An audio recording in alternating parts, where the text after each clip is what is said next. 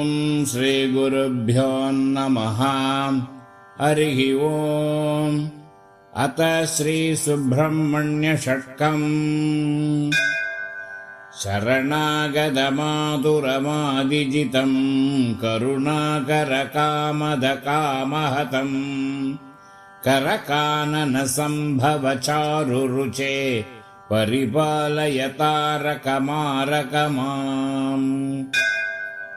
हरसारसमुद्भव हैमवती करपल्लवलालितकम्रतनो सुरवैरिविरिञ्चि मुधाम्बुनिदे परिपालयतारकमारकमाम्।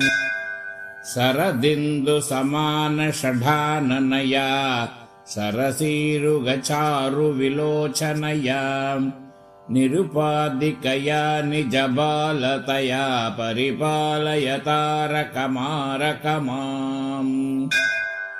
गिरिजासुतसायकभिन्नगिरे सुरसिन्धुतनुजस्वर्णरुचे सिकितोकसिकावल्लवाहन हे परिपालय तारकमारकमाम्।